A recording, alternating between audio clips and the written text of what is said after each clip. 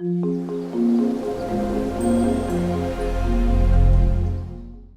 everyone, this is Professor Robert Solis. Welcome to this video lesson. So, in talking about functions, why don't we create a sphere calculator? And the sphere calculator will have two different functions. One will be calculate the surface area, the other one will be calculate the volume. So we're going to ask the user for the radius and then we'll go from there. Okay, so the first thing that I'm going to do is to create what's called function prototypes. Now, a function prototype is kind of like a top overall view of what the function is going to do. And then at the bottom of our main function over here, we're going to have the function definitions. So this is like a top-level skeletal view of what the function does. So why don't I create a couple of different functions? The first one is going to be a void function. And actually, you know what? Let me do it several different ways. Let's have it so that this is a function that returns a double. The name of the function is going to be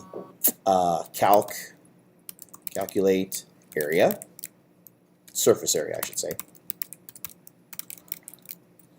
And this function does not accept any parameters. I put a semicolon. I have another function that also returns a double. This is going to say calculate volume. And for this function, it will receive a parameter.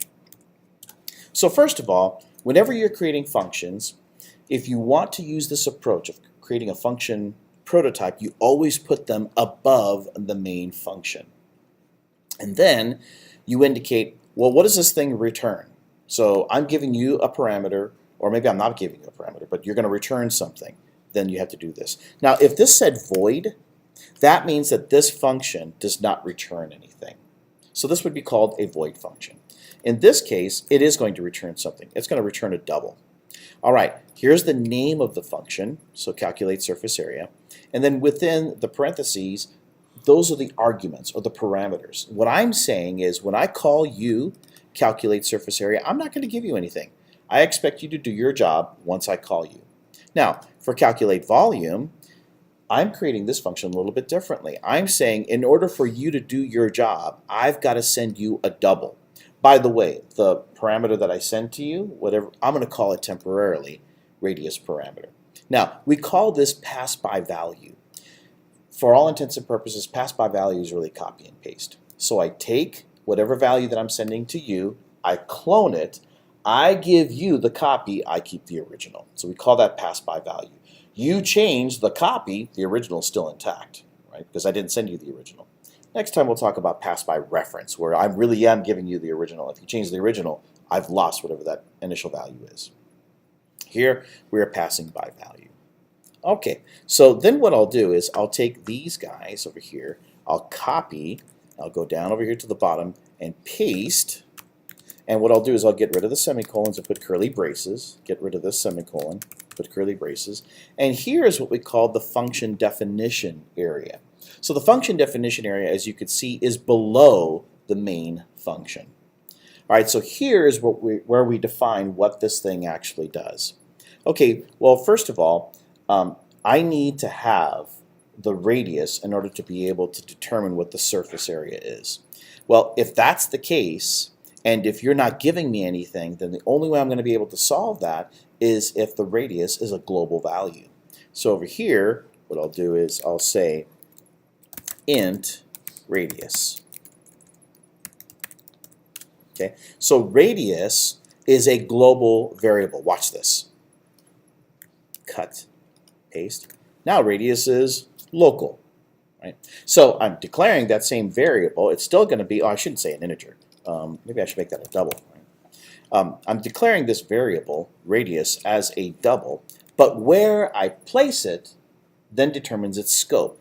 Right now, this belongs to the main function. Okay, so if I take this out, right now it belongs to everyone because it is a global variable. So in general, programmers say you should probably not create as many global variables as opposed to local variables. You can't say it's a bad thing, you can't say it's a good thing, it just depends on its usage, right? Sometimes I do declare variables globally because it's easier for my program to operate, although a majority of the times I do create them locally and then I just send them as parameters. Right? So I'm going to try to show you both ways. In this case, we have a global variable because in order for me to do my job, I need to know what the area is. Okay, so first of all, notice that this thing is going to return a value. Namely, it's going to return a double. So I type in the word return. What is it that we're going to return? Well, we are going to return the surface area. So if I go back over here to the web and I look at the surface area for the surface area of a sphere, the formula I should say for the surface area of a sphere, that's going to be 4 pi r squared. Okay, let me go back over here and let's create a constant. And it's a double, and we're going to call this pi. And we'll say that that's 3.14159. I think 6 is the next decimal. Now, obviously, I could go as accurate as I want to in terms of the number of significant digits after the decimal point. That's fine. So I've created a constant called pi so that I can use that in my formula. All right, now I go back over here. What is it that I'm going to return? Let's see, 4 times pi times r squared. Okay, so 4 times pi times, okay, so with r squared, I could use the POW function. The way that the POW function works is you put the base, comma, and then the exponent. Well, the base is going to be the radius. Well, I've made radius a global value. And then the exponent, that's going to be 2 in this case, because it's going to be radius squared. And I'll put a semicolon at the end. So 4 pi r squared. That's what this thing is going to return when I call the calculate surface area. All right, over here, we're going to do the same thing. We're going to solve for volume. So let me go back over here to my site, and let's change this to volume. This is the equation for volume.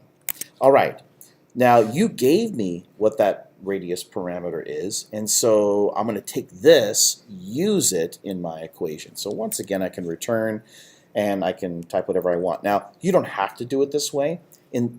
I've been able to consolidate everything into one line, but maybe you don't want to do this. Maybe you want to create a double, say, called volume. And then you want volume to be assigned whatever the result of that equation is, and then you want to return volume, right? So I'm going to use that approach this go around so you can see that they both do the same thing. One consolidates the code, one does not. So what is volume? Looks like it's 4 divided by 3. So parens 4 divided by 3. And then multiply times pi. So times pi times r cubed. So I'm just going to use the POW function. Now you sent me the radius parameter. So I'll say radius parameter. And that's supposed to be cubed. So I put a 3 point over there because this represents the base. This represents the exponent. Okay, so now that I've determined what the volume is, I can just simply say return volume. Now, could I have done all of this in one line right here? Yeah, I could have. So you can use this approach, you can use this approach, it's the same thing. In my opinion, do whatever is readable, because whatever is readable, that will make your program that much more valuable to yourself in the future or to other programmers who are going to be using your program. All right, so now I've got these two functions created. I can go ahead and ask the user back in the main function what the radius is. So what I'll do is, well, actually we've already created radius over here, so I don't have to declare that. So I think what I'll do is I'll just take this declarations, cut that, and put this over here, and I'll just say global. Global declarations. I've already done that over here. So now I can go straight into my get user input section. I can say cout, enter the radius. And then we'll put that directly into the variable radius. Well, now that I've done that, let's go ahead and determine what the calculation is. I could, well, I guess maybe I should create, so I'll say declarations.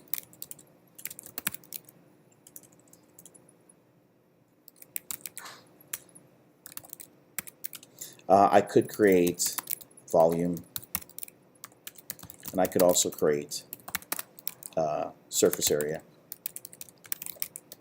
I don't have to do this. I could just simply get the value returned from the function. In fact, I'll do it both ways so you can see what I'm talking about. So for the volume, that is simply a function call to calculate volume. Now, calculate volume, parens. Now, this is telling me that I need to send this function a double. Now, I'm giving myself a clue as to what that is. That's supposed to be the radius. Okay, so I'll just simply send you the radius. Even though it's global, this is almost like it's like redundant. Why am I doing that? Why am I sending a global value? But again, this is just for the purposes of explaining to you how functions work that receive parameters. Normally, I wouldn't do this, but we'll say we'll send you the radius. All right, and then I can also determine what the surface area is. The surface area, well, I have another function for that. Calculate surface area. Now notice that when I put a parens over here, I have an open and closed parentheses indicating that this thing does not receive a parameter. So I could just simply call it, and it's going to be able to do its job of determining what the surface area is. Well, now that I've got the volume and the surface area, I can go ahead and output what those values are. So I'll say cout. I'll just put something like this. I'll say volume, and then whatever that volume happens to be. So I'll say volume with an end-del statement. And then we'll have another cout, surface area. And I have the variable surface area for that, end-del, and that's it. So in other words, you give me the radius, I call these functions, I assign them to these variables, and then I output the value of those variables. Save my work. Let me run this program.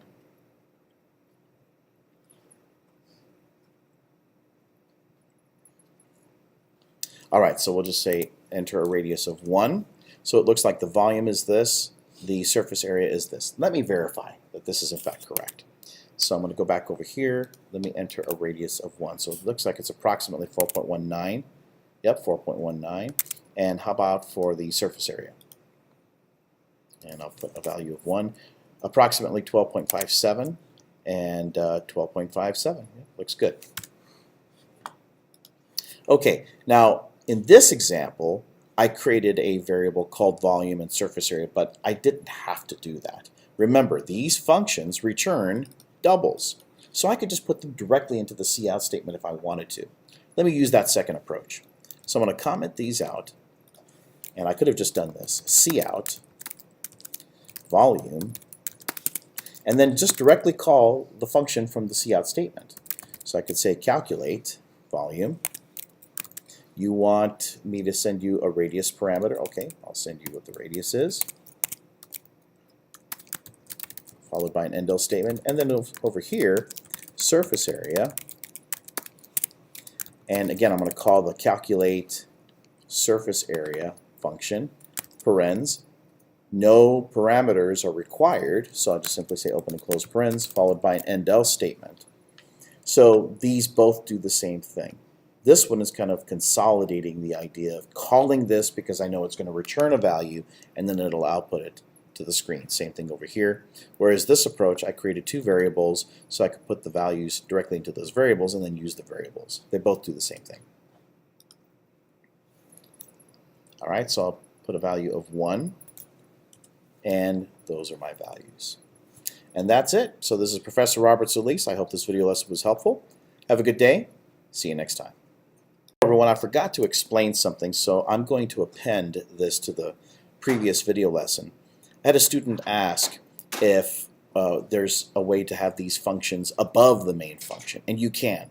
What I can do is I can do this. I can go over here to the function definitions area, and I can get rid of all these by cutting it, and I'm going to paste it above the main function.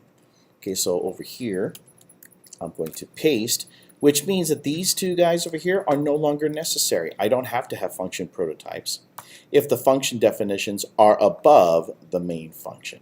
So if you do not want to create function prototypes, then just simply have all of your function definitions created above the main function. The main function has to be on the bottom. Then I can go ahead and continue to use my program. Okay. Personally, I don't like doing that. I like to create the function prototypes up here so I kind of get a top view of what my functions look like, and then if I want the nitty-gritty, then I can go down here underneath main and see what they are. But there's nothing wrong about that. It's just like I like chocolate, you like vanilla, right? It's a subjective truth, right? As opposed to objective truth. And so that's it. If you wanted to make your functions available at the top, you can. Just make sure that they're available above the main function.